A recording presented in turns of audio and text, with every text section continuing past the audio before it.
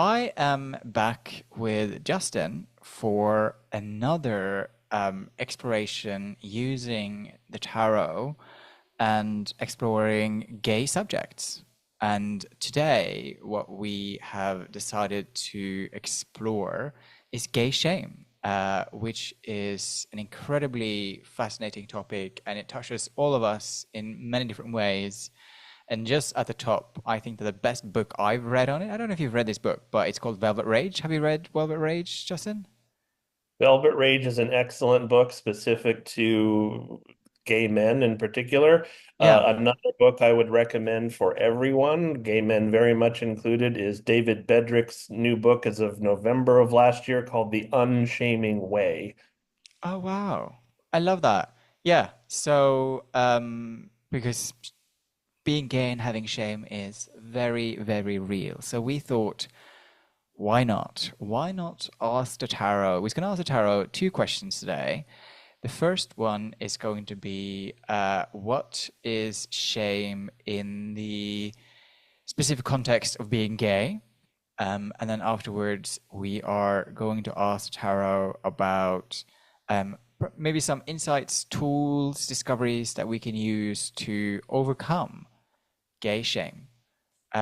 Justin, do you wanna start with pulling the first card and sharing your thoughts? I will be happy to. I guess I would ask you and ask myself, but so we'll put both of ourselves on the spot. How would you loosely, without a dictionary definition, define shame? And maybe more so, to explain to people just off the cuff, we're not doctors, we're not psychologists, Oh yeah. but what the difference, well, there you go, you are. But what some of the No. differences are. No, I know. So, what the differences are maybe between shame and guilt. So I'll pose that to you. Yeah.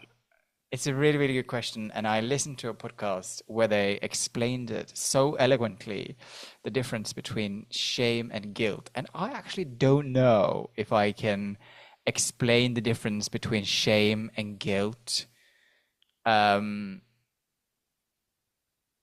very eloquently. So I suppose, like, in my more pedestrian way, because it's not really coming to me how you would in a dictionary explain shame, but I suppose it's like if you feel bad about something about yourself which is unchangeable, right? Changing gayness, it's natural, it's there, and then you are made to feel bad about something about yourself which you just simply cannot change, and then you feel bad about that, and because you feel bad about it, or you feel perhaps even the need to hide it, and then if you feel the need to hide it, then that can lead to other unhealthy behaviors because you are not able to express yourself in a loving, kind, open, and caring way, right? You're not allowed to authentically express a part of yourself. It's like I have some people in my life who sometimes have said, "Oh, you know, you can do whatever you want in the bedroom, but please don't hold hands in the street." And I'm like, screw yourself. That creates a level of shame, right? Because why should are we going to tell every straight people on the street to stop holding hands? Are we going to stop making Hollywood romance films where they're straight people? Like, come on. That's not how it works. So yeah, I think that's sort of if I think and feel into shame, I think that's my sort of lengthy description of it. What about you, Justin? No, I love what you said, and I'll branch off of that to come and support what you said by saying shame feels like, it doesn't mean that it's true, but it feels like an intrinsic part of ourselves that, as you said wisely, we cannot change, versus guilt is something that we have as a triggering mechanism for an action that we either took or are about to take. And Mm, guilt can come from an outside source, or an internal one. And guilt can actually be very positive because if I know that lying is something that's not right to do and not healthy, and I do it mm. anyway, I'm probably going to feel guilt after that. And what that I do with that information, with that guilt feeling, is then up to me from there. Maybe I apologize. Maybe I say, that wasn't true. in an example of lying. Shame is something I Mm, think that isn't internal to us at all. I don't think we're born necessarily with shame, and yet shame is part of a lot of the homosexual experience for mm, sure. Most of it coming from, again, an outside source. What mm, would be the reason that that person didn't want to hold your hand or mine? Because they don't want to be seen as something that they're not comfortable being, mm. you know? Yeah. And so, yeah, I think that's actually a really great definition that you gave of shame and some of the differences between the two of them. Yeah, and I think that how you explain guilt there is really apt, and you touched on something which wasn't that uh, definition that I heard on that podcast, which was this sort of internal, external kind of situations that sort of triggered that back. So thank you for posing that question though, because I was like, oh gosh, it's so funny because I was like, when we talked about shame, I was like, can I define shame? Like, do I know how to define that? You did. Um, and so I did. I was like, "Whew, thank you. Yes. Um, all right, what's the first card you're going to pull? Let's see. So, as usual, I'm going to have you pull it. So, I'm going to shuffle 3 times. And then you can lean into what card it should be for us. Hold on 1 second. Just interesting note in case it comes up, it won't be through any kind of trickery, I promise. But the card that was on top of the deck was death. Just saying. Shame is death. It could be. Yeah. And then one of the tools would be death to shame. But anyway. So I'm going to flip the cards, Tor. Just feel into that and tell me when to stop, and that will be our card. So are you ready? Sure. Okay, here we go. I'm flipping now. Tell me when to stop.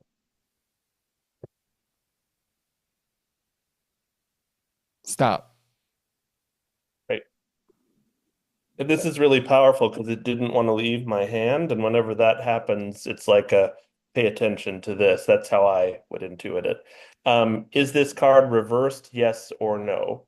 Just This feel into it. time it's actually reversed. I never do it, but it is reversed. Cool. So the card we got, we'll look at it straight up. It is the moon. So shame then is the Mm, reverse of the moon. I'll tell you, that feels really accurate. that feels really accurate. Like Wow. really accurate. Like wow, yeah. Like so much so that I actually wouldn't be surprised if you pulled the same thing. You know what I mean? Um, what is your read on the moon reversed immediately? And then I'll give you mine. Yeah, well, so I mean, of course, like archetypally, the moon has many different meanings, but um, because of the because of the reflection that's coming from the sun, the moon is lit up, and it's sort of that's true, right? That's why we can see it. I'm not talking out of my ass here, making me sound like an idiot. No, Dr. Um, Njamo, you're not. and I suppose the thing with the moon also, it's like giving light to our shadow, you Mm, know. And so because there's so much of shame sits within the unconscious of our shadow. And I think probably even in myself, and I mean, I know sort of reading The Velvet Rage, there's still certain parts of it that I still can relate to very much. Like, for example, he talks about like overambition amongst gay men, right? Excessive competitiveness.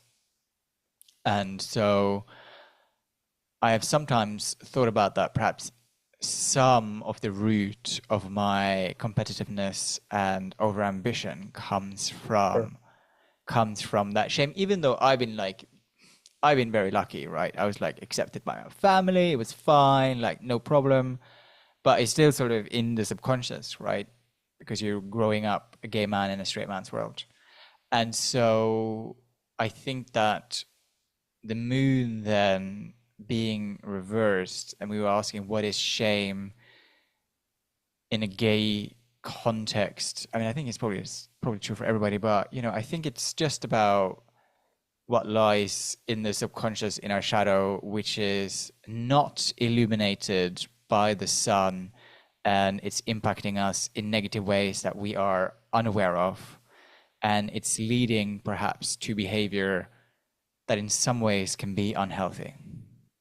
Absolutely. And it goes back perhaps to the last reading we did, which was about hookup culture. And Sure. again, neither one of us nor was the tarot demonizing random hookup sex at all. What it was saying Mm. is to be cautious as to why you're doing it. And Yeah. so, to borrow your beautiful phrase just then, if the unconscious self is operating through a lens of shame, whatever those choices are, probably not going to be very fulfilling and actually Mm. could be harmful on a repeated basis without us even, again, being conscious that that's the case. Mm. I love that definition a lot. And it reminds me of, and I'll probably mess it up, but I'm going to get close to getting it right. It's the Carl Jung quote where he says, until you make the unconscious conscious, it will rule your life and you will call it fate. Yeah. Yeah. And that I think is a thing that shame seems to be something that we're doomed to have for our whole life, which is frankly not true. And by integrating it and looking at it and saying, hello, shadow, and making friends with it and making it a part of you, and then not allowing it to empower your choices, that's a way we can get rid of shame. And in the Smith Rider Waite deck, the moon then is at the bottom. The illumination is at the bottom of the card, of course. And that goes purely to what you said, that for gay men feeling shame, on the surface, they don't realize that they have this illumination inside of them. They don't have access to it on the surface.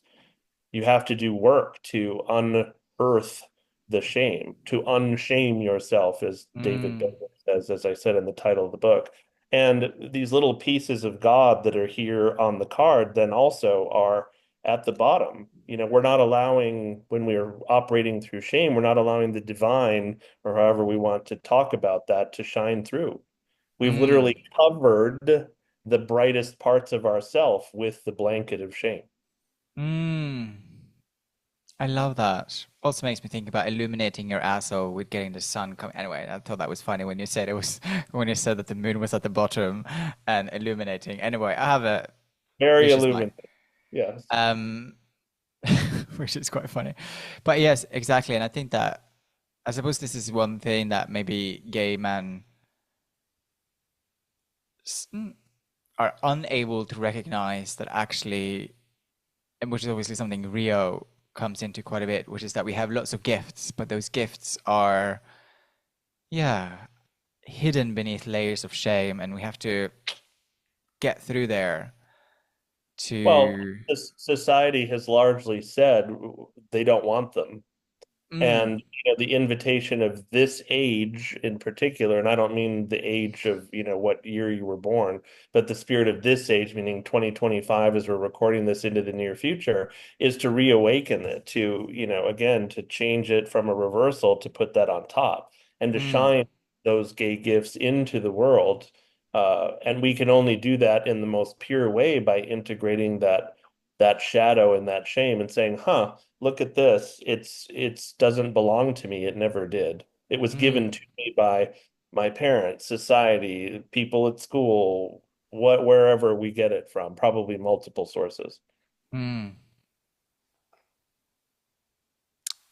My card is the Queen of Swords, Mm. which also is interesting, actually. What are you feeling from that?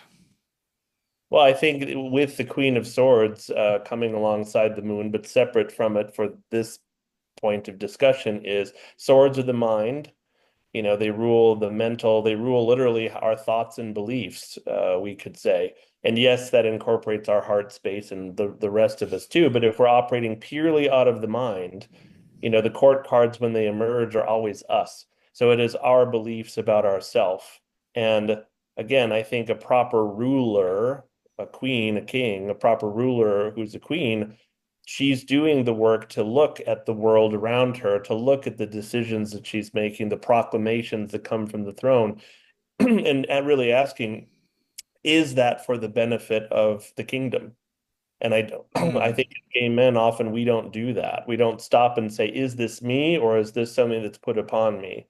And Mm. so that Queen of Swords is there to remind us that we have the sword of clarity and of truth in our hand. And if we cut through the crap that we're given and some of the information that's coming at us to get to the truth, that we can find it and we can rule our life and then illuminate life for others from a place of empowerment versus a place of feeling like we're depleted.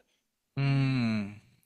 Yes, precisely. And also perhaps, looking at the lower octave of the Queen of Swords, maybe it's also that, one of the things that gay men might suffer with as a result of shame is kind of catty behavior.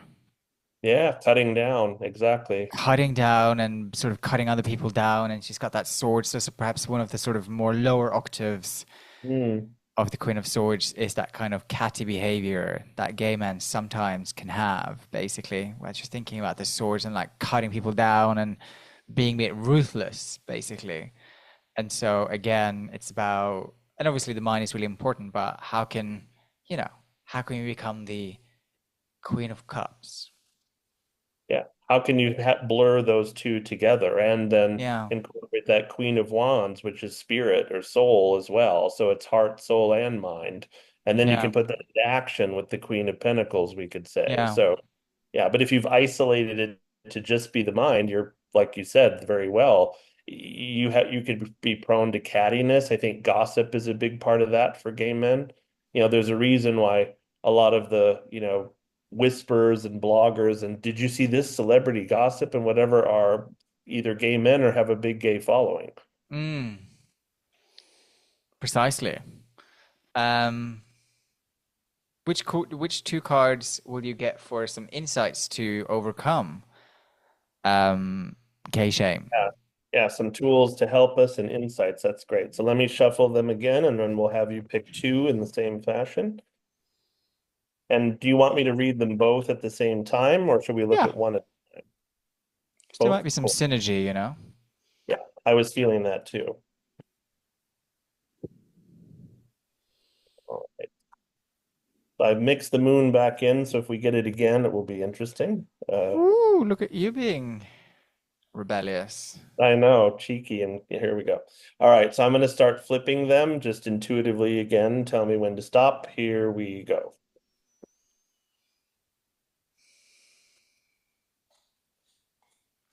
Stop. Card number two, tell me when. Stop. Great. And are either of these reversed, Doctor? No, they're both upright.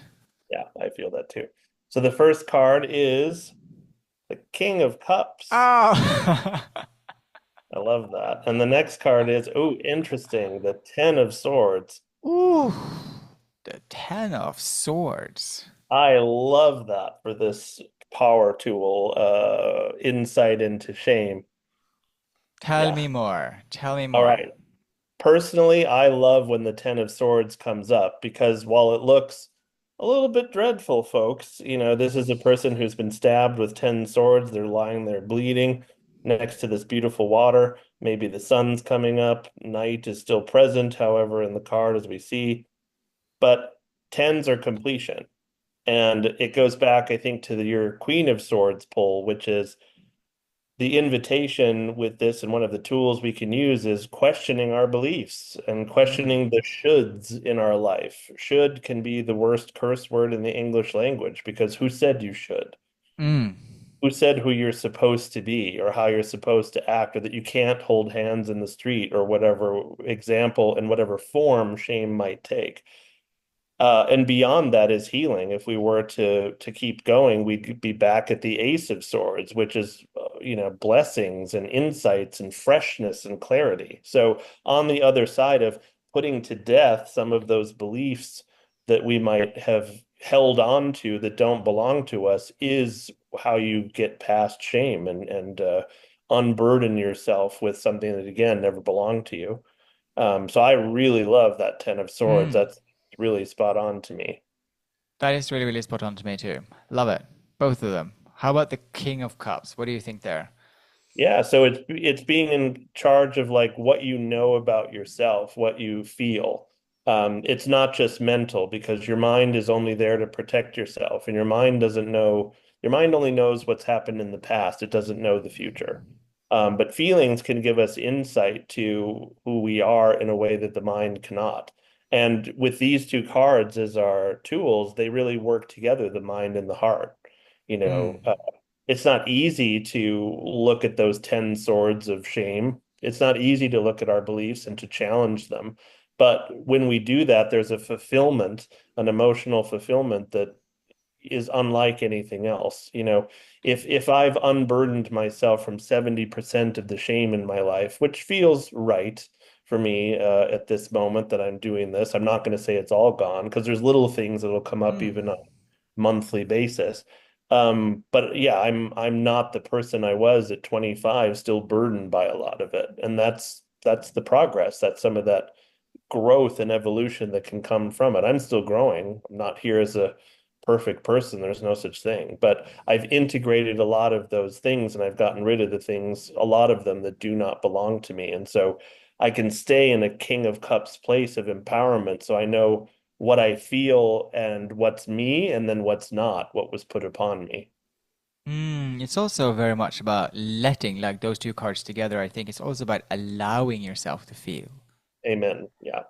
right? And to It's sort of, denied us as gay men for a lot of our lives, isn't it? yeah, yeah. And so just allowing yourself to feel some of those more Yeah. tender feelings. Yeah. Yeah. You know, you mentioned Rio and the phrase that he loves to use, which I do too, gay gifts, right? Mm. Sensitivity is a gay gift.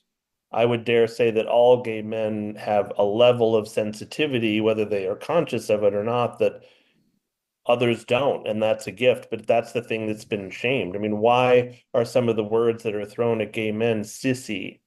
It means Mm. someone who feels too much or like, you know, doesn't want to engage in feelings because it's again too much for them. It's like, Mm. of course, that's going to be some of the slurs that are thrown at us because people can sense that. Mm. But it's also what makes gay men great healers, great teachers. Look at you and what you're doing. If you didn't have that sensitivity to people, you wouldn't be very good at what you do. Precisely. So I see it as a gift.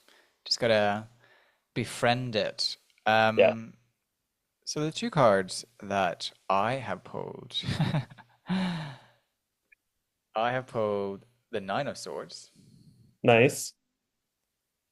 and I have pulled the Eight of Cups.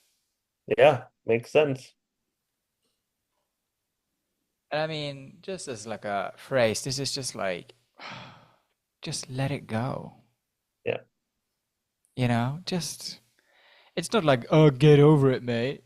But it's like, but it also kind of is like, team, our gay siblings, our LGBTQ plus siblings. We also have to at some point, because I do wonder, I mean, this is going to sound a bit crass, but you know, there's sometimes, not always, but sometimes there's a bit of chip on people's shoulders for one reason or another, you know, and we sometimes perhaps enter into that victim mindset. You know, you can see that on the Nine of Swords on my card at least. You know, this figure is sort of above this authority figure, and if we allow other people to have more power over us than they deserve to, because we think they are in authority, we're not going to get anywhere. And so we have to do that work of becoming the authority of ourselves and transmuting any level of victim mentality into something which is much more empowering. And the part of that is that we have to let shit go. You know? Yes, people have been incredibly mean to us, but we have to let stuff go. And we have to not let that close off our heart. Because that's what Mm. I often find, you know, it's like people come to me for readings and they're like, oh, I was so hurt. I never want to get hurt again. Well, it's kind of a part of the deal. And the alternative is to build the strength to deal with hurt. That's kind of otherwise there's no alternative, you know. I mean, the alternative is that you get frozen and you never be with somebody else ever again, or you build your inner strength and you know that through life you may get rejected again. We spoke about rejection just before we came on, and that's part of life for everybody. Yeah. And you just have to have the strength to go again. What are your thoughts? Yeah, specific to the Nine of Swords, I mean, it makes sense that it's part of the pathway and part of the tools that are here for us. Not only not allowing anyone or anything else to have authority over us, whether it's Mm. our parents, whether it's the church, whether it's, an organization, friend group. It even can be the gay community telling you who to be. There can be shame Mm. even within the community as well, Mm. um, which is maybe a separate topic, but not, shame is shame. So it is getting over those anxieties, those fears, well, what will they think of me now? Well, if the they doesn't accept you when you've moved through the nine and 10 of swords, guess what? They didn't belong in your life. They are not Yes, helping you. They are, if they didn't even see you, then they didn't even know you. And so they might as well not have existed because they are precisely. only trying to keep you in a certain place that probably fulfilled them. Mm. Mm. And I think that bleeds directly into that Eight of Cups, which I love the Smith Rider depiction, which is someone walking away from eight beautifully stacked cups. And Yeah. I think it's important to note that the moon appears in that card, which is one of the few Does that it? because Mm. it's an Yeah. eclipse in the corner of the card. And Ah. I think the Eight of Cups is saying to me, like, these things have served you to a certain point. If they didn't, we wouldn't be operating in them. But it's sort of like running a race with a broken leg. Like, yeah, you could finish a race with a broken leg. You could do it.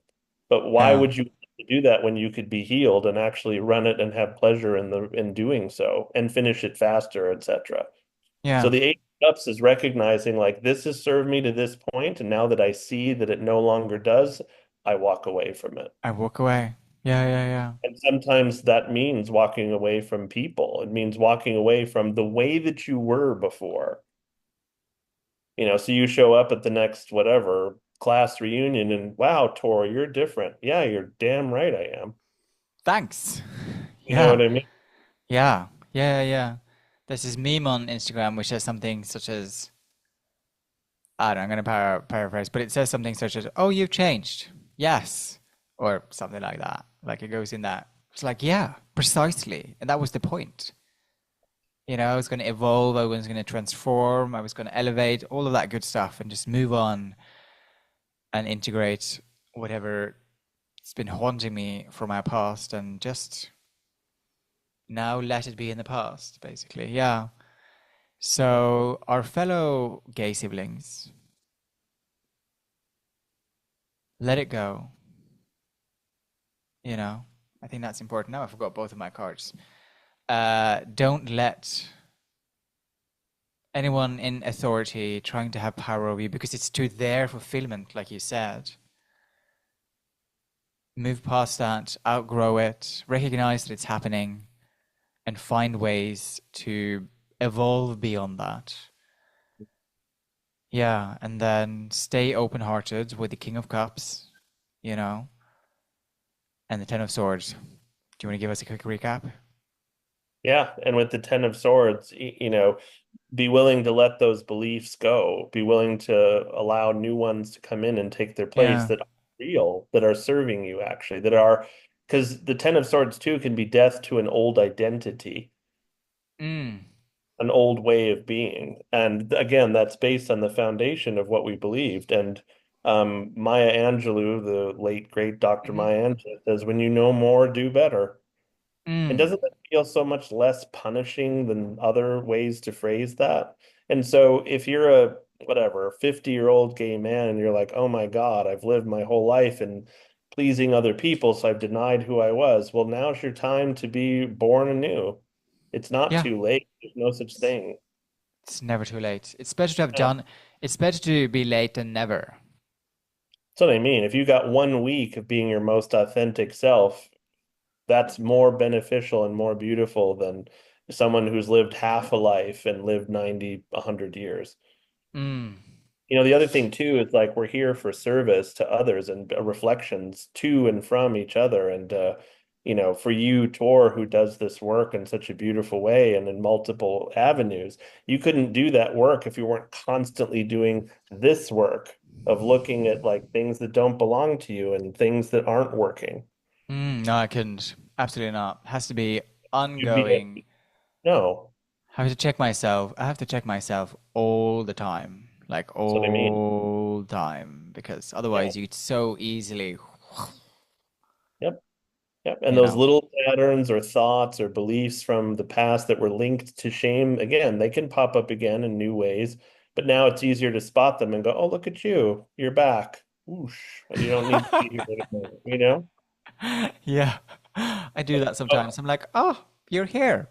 uh-huh. Interesting. I Yeah. wonder what caused that. I'm like, it's interesting. Right. It's Right. But fascinating, isn't it?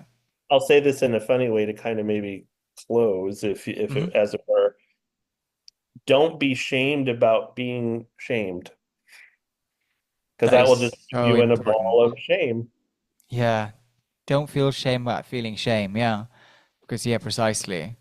Um, yeah, exactly. And that's sort of, it's like when I talk about meditation, for example, it's right. You can, every time you recognize that you're lost in thought, you can you guilt yourself, you can shame yourself, you can be like, oh, I should be better. It's like, no, no, no. It's okay. Just nudge your awareness back to your breath with love, compassion, acceptance, and understanding, and know that that's a part of the practice. Yeah, and that was one of those negative shoulds. I Yeah, should be this. Well, no, you're not no, that. So it's why fine. not live just Just, who you are? And that's one of the things, again, I'm not here to plug the book because I don't get any money from it, but David Bedford's book, David Bedrick's book, The Unshaming Way, is really great because it's a way to unshame yourself that not only makes sense, but it isn't just here's 10 steps, now go away. It's mm, an embodied practice. It's looking where shame lives in the body and how it expresses itself, which I think is a mm, really important connection. It isn't just a mental thing. We embody shame and we show it in some of the ways that we act. mm, And if we don't get it by its root, it's just going to show up again.